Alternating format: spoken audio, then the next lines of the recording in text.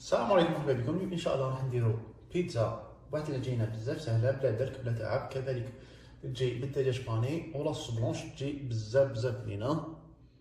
واش نحتاجو في العجينه تاعنا كمرحله اوليه؟ هنايا عندي 300 ملل تاع ماء دافي اللي هما كاس ونص من هذو، نحتاج كاس ونص تاع فرينه فيهم مع بعض 220 غرام، ونحتاج مورف كبيره تاع خميره الخبز فيها 15 غرام، مورف كبيره تاع السكر فيها 25 غرام. هذو كمرحله اوليه. ومن بعد نزيد نحتاج حوالي كاس ونص تاع فرينه واحد اخرين، ونزيد نحتاج زوج مغارف كبار تاع زيت الزيتون ولا زيت عاديه، ونحتاج نص مغرف كبيره تاع ملح فيها 10 غرام. نروحو مباشره لطريقه التحضير.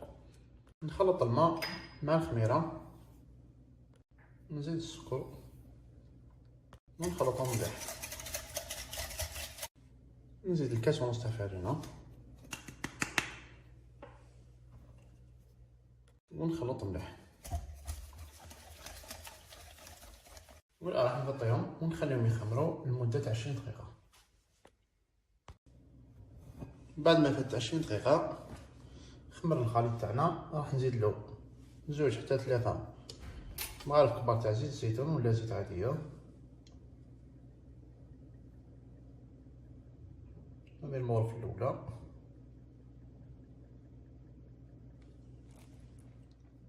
المغرف الثانية والمغرف الثالثة. إذا درت 3 مغارف كبار تاع زيت الزيتون ونخلط. نزيد كاس تاع فرينة كامل، الملح ونخلط، ونص كاس اللي بقى لي راح نزيدو بالتدريج. قادر نستعملو كاع، قادر نستعمل اقل، وقادر نزيد اكثر. نشوف انا شحال نحتاج العجينه تاعنا. اذا هذه هي العجينه اللي تحصلت عليها. فوق الكاس ونص هذوك زدت نص كاس واحد اخر، يعني زدت 2 كيسان الان. واستعملنا في المجمل كاع 3 كيسان ونص تاع فرينه. لازم العجينه تبقى طريه كيما راكم تشوفوا فيها، لازم تكون طريه بزاف. وهنايا على حسب الفرينه تاعكم، قادر تزيد تستعملوا قل، قادر تزيدوا اكثر. والآن راح نغطيها ونخليها تخمر في مكان دافي. بالنسبه للدجاج، هنايا عندي قل من نص صدر تاع دجاج قطعته شرائح بهذا الشكل. نحتاج لا شابير. هنايا عندي حبه تاع بيض درت معاها مغرف كبيره تاع زيت، مغرف كبيره تاع ماء. نحتاج الفرينه، وهنايا عندي 4 مغرف صغيره تاع فلفل كحل، مغرف صغيره تاع ملح، نص مغرف صغيره تاع اعشاب عطريه، مع نص مغرف صغيره تاع فلفل عكري. اول حاجه نديرها نحكم هذيك الحبه تاع البيض اللي كنت درت معاها مغرف كبيره تاع الزيتون، مغرف كبيره تاع ماء، ندير معاها الملح، فلفل كحل، اعشاب عطريه والعكري، ونخلطهم مليح. نحكم الدجاج نديرو في الفرينه،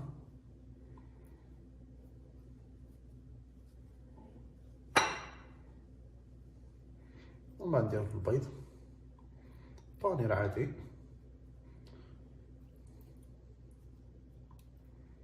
ومن بعد نديرو في لاشابير.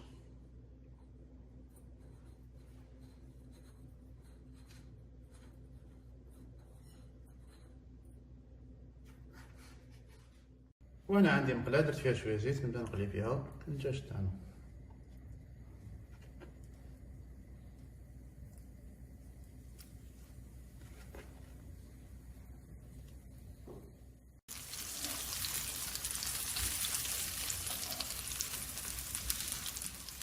بعد ما نحمر الدجاج تاعنا من جهتين راح نلحيه ما يطيبش بزاف،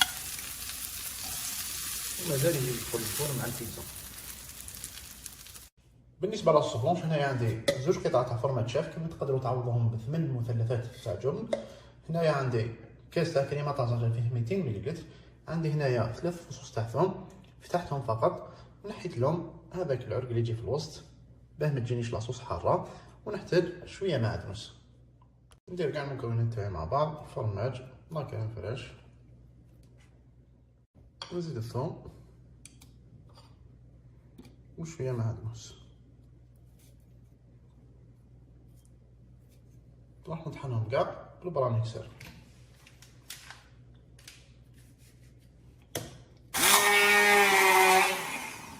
خلاص البلونش تاعنا هكذا راهي واجده.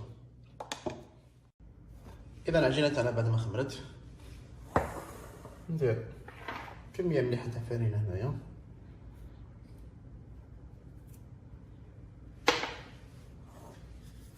ونهبط العجينة تاعي.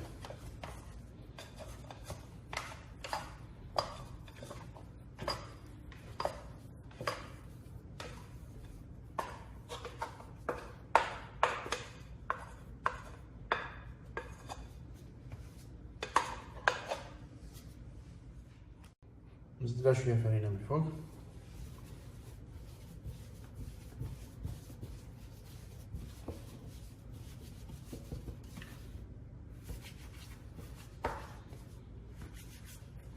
ونقسمها 5 كرات، عفوا 4 كرات يكونوا متساويين.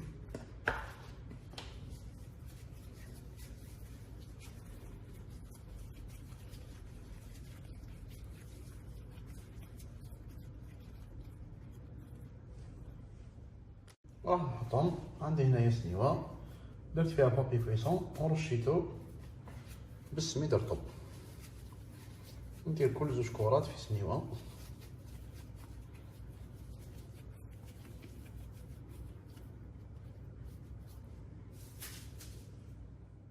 نرش العجينة تاعي بشوية سميد رطب، راح نفتحها غير بيدي بهذا الشكل.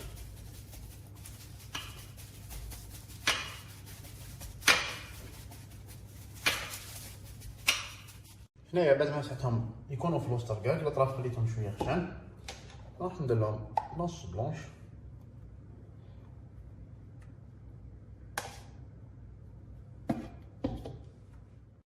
الدجاج تاعنا قطعته قطع صغيره، راح نزيدهم من فوق. عندي هنايا قطعه فرماج، اي نوع تاع فرماج راكم باغينو.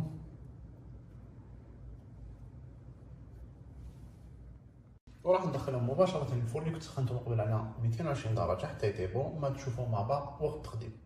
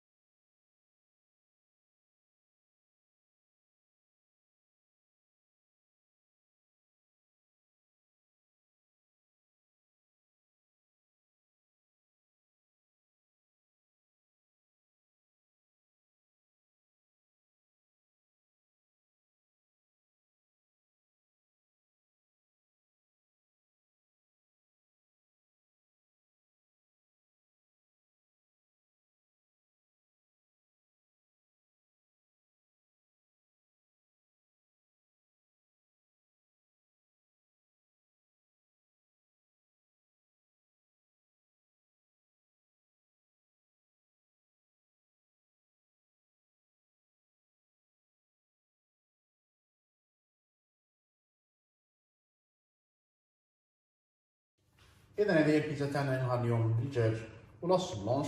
كما شفتوا درناها بطريقه بزاف سهله، بلا درك بلا تعب، ما فيها حتى تعب، تجي بزاف سهله وتجي بزاف بنينه.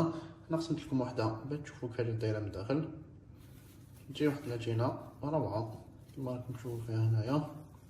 نتمنى تكون عجبتكم الوصفه تاع اليوم. اذا عجبتكم ما عليكم غير ديروا جيم لا فيديو، تشتركوا في القناه، تفعلوا زر الجرس ليصلكم كل جديد، شاركوا الفيديو مع الاصدقاء. الى اللقاء في الوصفه القادمه، والسلام عليكم ورحمه الله وبركاته.